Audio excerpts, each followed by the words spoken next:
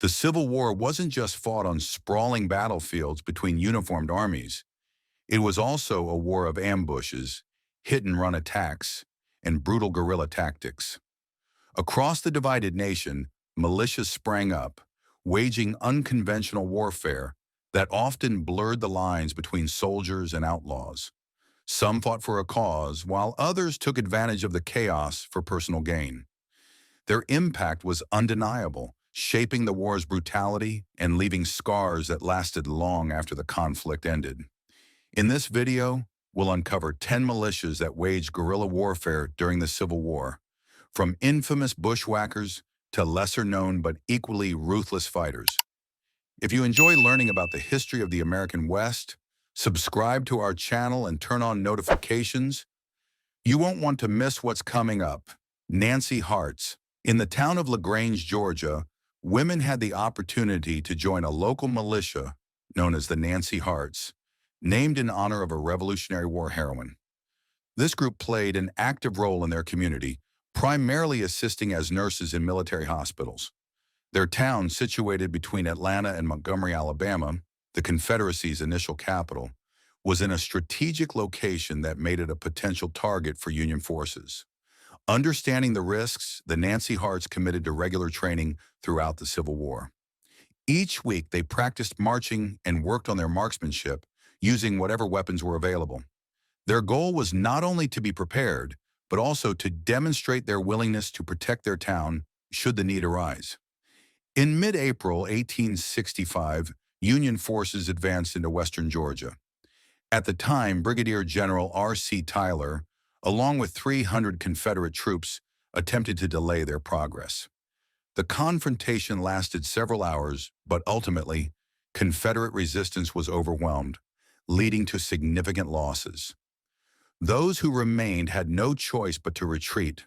Despite concerns for their safety, all 40 members of the Nancy Harts chose to stand with their town rather than seek shelter. On April 17th, they gathered at the outskirts of LaGrange as Union forces approached. However, with General Robert E. Lee's surrender to General Ulysses S. Grant on April 9th, the war was coming to a close. A peaceful resolution was reached, and the town was handed over without further conflict. Union troops, while disabling facilities tied to the Confederate war effort, chose to leave private homes intact. In an unexpected turn, the soldiers were welcomed with a meal prepared by the Nancy Harts before they continued their march to Macon. It was there that they received confirmation the Civil War had officially ended. McNeel Rangers. John McNeel was tasked by Missouri's pro-Confederate governor, Claiborne Fox Jackson, with assembling a local militia. Accompanied by his 3 sons, McNeel led his forces in multiple engagements during the Civil War. Over time, he faced personal hardships, including the loss of one of his sons in battle and a period of imprisonment. After managing to regain his freedom, he returned to Virginia, where he established a cavalry unit known as the McNeel Rangers. The Confederate Congress had passed legislation allowing for the formation of partisan ranger groups, units that operated with some independence while still supporting the Confederate Army. With this authority, McNeel took command as a captain and appointed his son as a lieutenant. The McNeel Rangers became known for their strategic operations, particularly in disrupting Union activities in the region. Their efforts significantly impacted the Union's ability to maintain supply lines, as they frequently disrupted rail transportation and communication networks. Additionally, they became a key supplier of cattle in the Shenandoah Valley, ensuring that Confederate forces in the area had necessary provisions. The effectiveness of the McNeel Rangers did not go unnoticed, as General Robert E. Lee himself acknowledged their successes on multiple occasions. One notable operation saw a small group of 23 Rangers take control of a Union supply train guarded by 150 soldiers. Through an unexpected and well-coordinated maneuver, they successfully seized 27 wagons, more than 100 horses, and captured dozens of Union troops along with essential equipment. Their ability to create confusion among opposing forces played a significant role in their success. In 1864, Captain McNeel suffered a critical injury during a raid. In an unfortunate accident, he was struck by friendly fire from one of his own men, Despite receiving care, his condition did not improve, and after several weeks he passed away. Home Guard. In both the North and the South, local defense groups known as the Home Guard were primarily composed of older men and boys who were too young to serve in the main army. These groups formed early in the war with the goal of protecting their communities in case of an attack.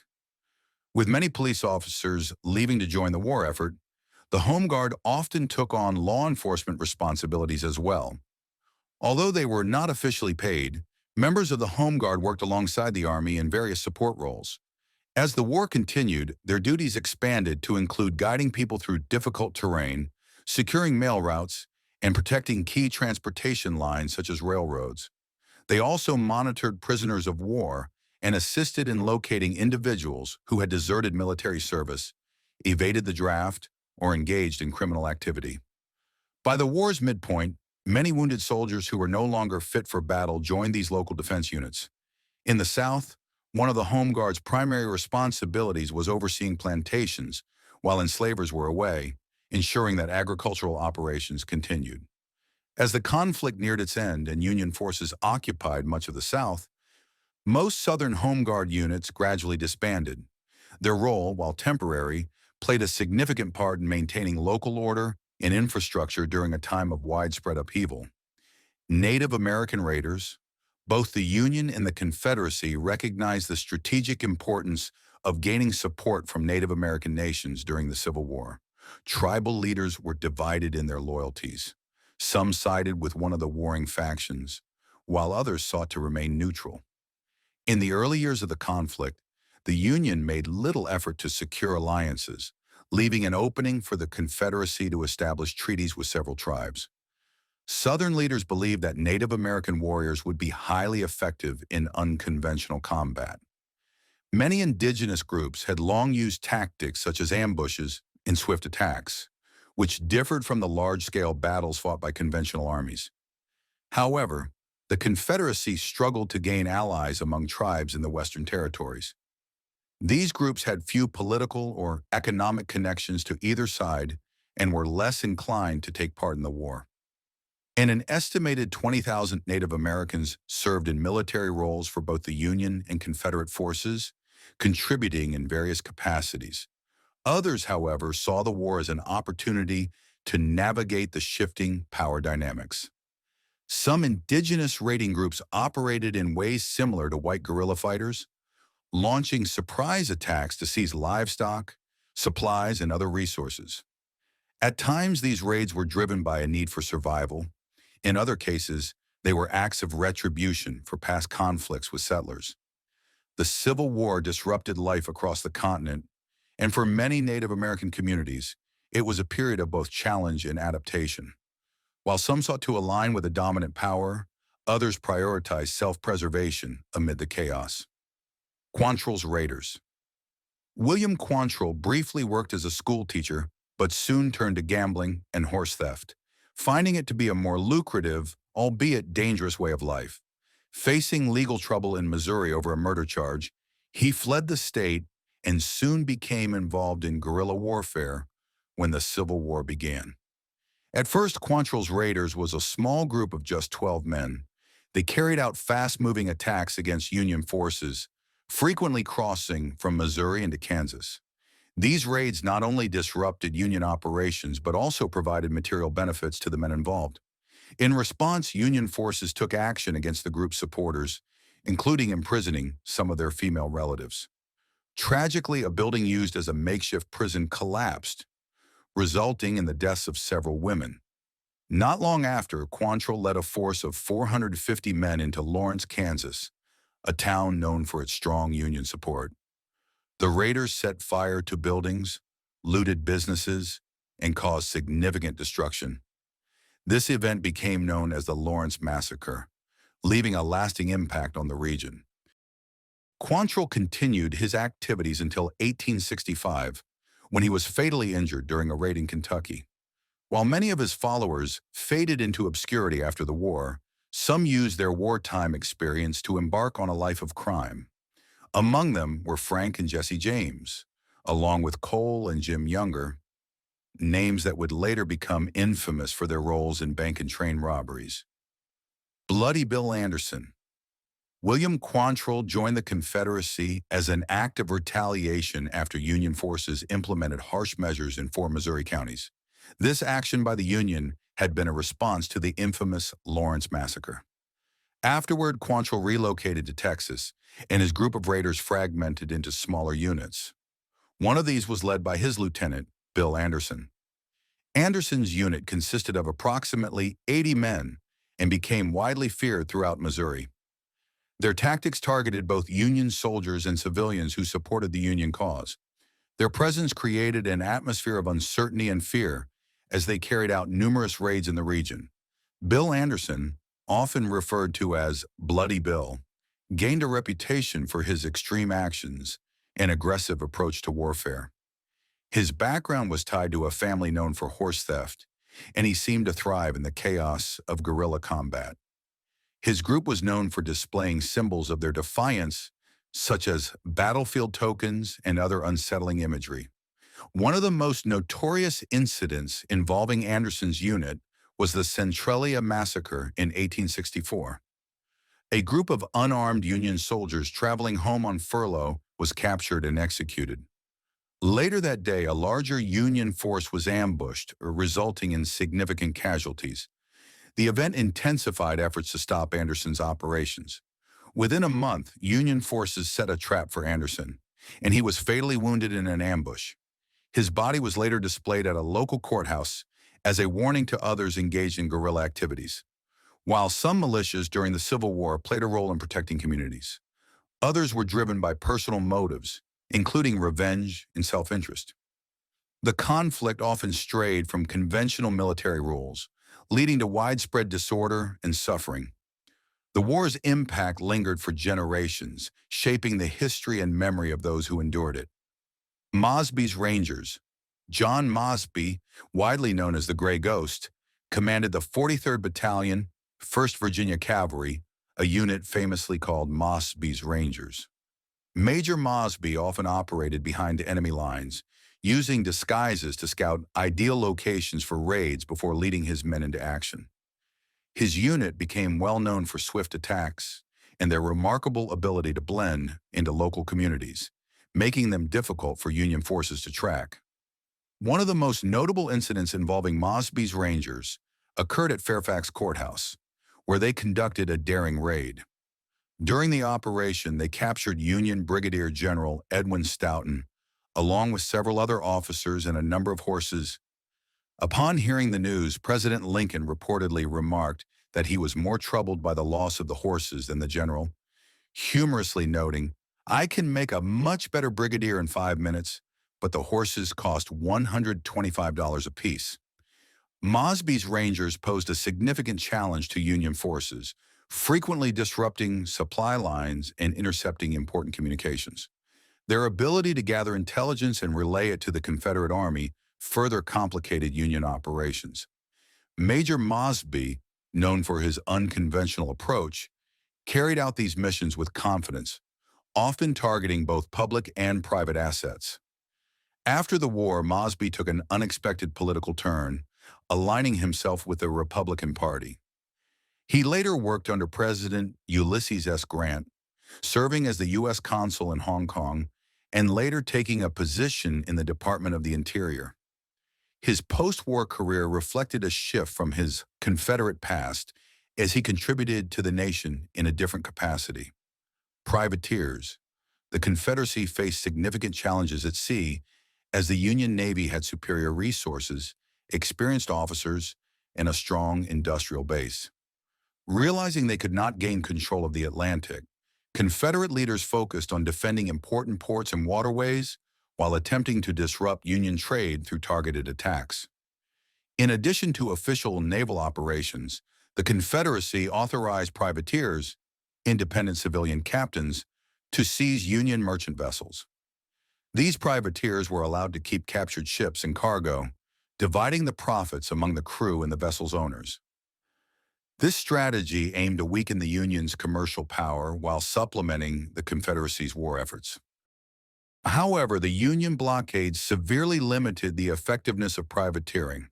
With major southern ports under Union control, privateers struggled to return home to sell their captured goods, repair their ships, or even offload prisoners.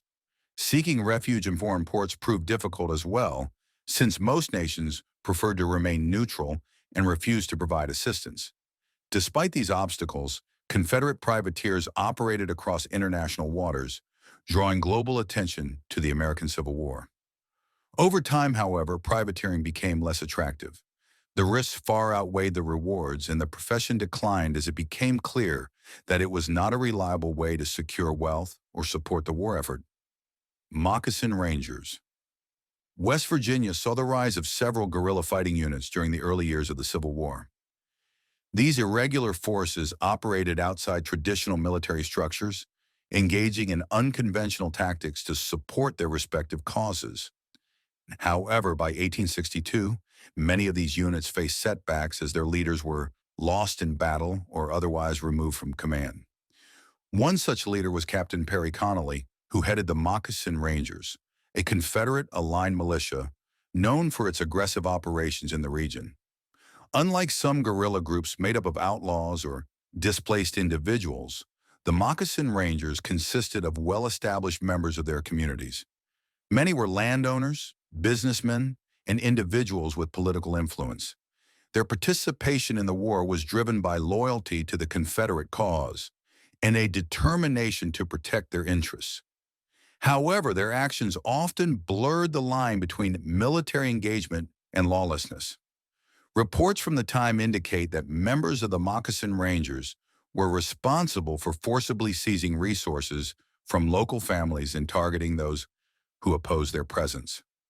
West Virginia had a strong Unionist presence, and those loyal to the North organized to counter the activities of Confederate sympathizers.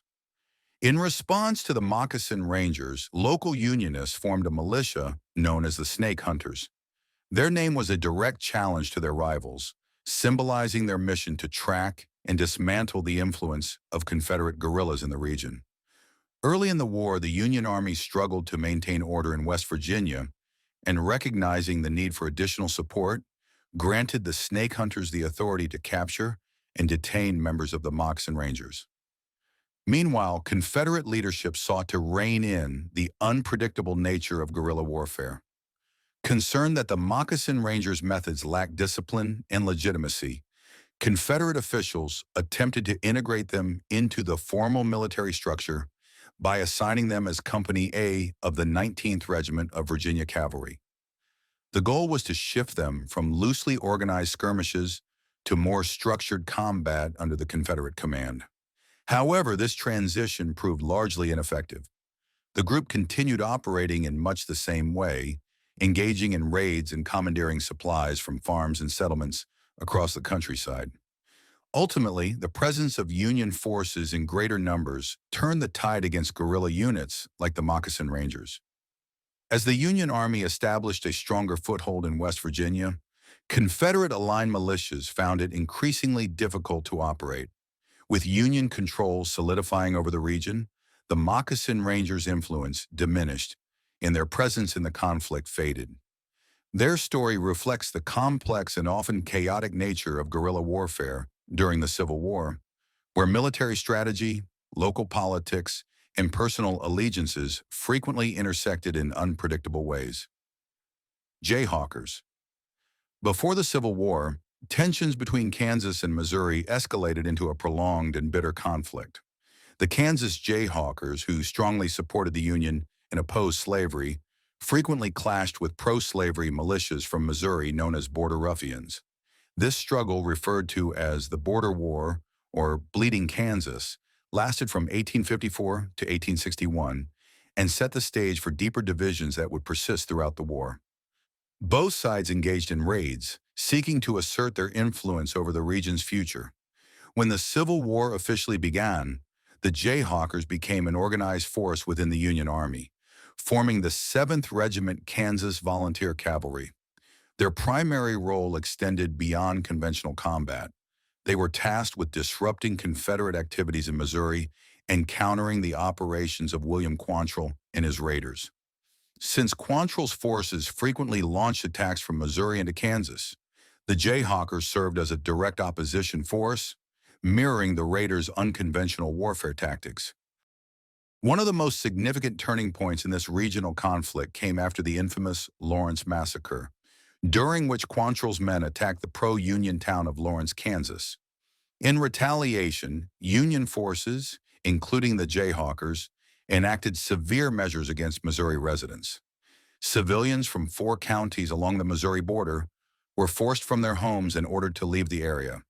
With the region largely abandoned, Union forces systematically destroyed homes, farms, and infrastructure to prevent further Confederate-aligned raids. These actions, though aimed at weakening guerrilla resistance, devastated both Confederate supporters and pro-Union Missourians alike. Leadership of the Jayhawkers fell to Colonel Charles Jennison, a fervent abolitionist known for his uncompromising approach to warfare. He was joined by Lieutenant Colonel Daniel Anthony, the brother of women's rights activist Susan B. Anthony, who also held strong anti-slavery convictions. The unit attracted a diverse range of individuals, including John Brown Jr., son of the famous abolitionist, and a young Buffalo Bill Cody, who later became a legendary figure in the American West. Throughout the war, the Jayhawkers not only engaged Confederate forces in direct combat, but also disrupted supply lines and raided towns. However, their methods often went beyond military necessity. They were known for confiscating livestock, goods, and resources from Missouri residents, sometimes targeting civilians regardless of their political loyalties. Entire communities suffered from these raids, with homes and businesses left in ruins. While their actions were framed as necessary wartime measures, they contributed to the deep animosity between Kansas and Missouri that persisted long after the war ended. The legacy of the Jayhawkers remains complex. On one hand, they played a crucial role in supporting the Union war effort and resisting Confederate guerrilla operations. On the other, their aggressive tactics led to lasting resentment among Missouri civilians, many of whom endured significant hardship as a result. The guerrilla militias of the Civil War blurred the lines between soldiers and outlaws, heroes and villains. Whether fighting for a cause or for personal gain, these groups left a lasting impact on the war and the frontier that followed. Their ruthless tactics and unconventional warfare shaped not only the outcome of the conflict, but also the myths and legends of the American Old West. If you found this dive into Civil War militias fascinating, there's plenty more to uncover about the untamed history of the Old West. Be sure to subscribe to the channel so you don't miss our next deep dive into the past, because history is always wilder than fiction.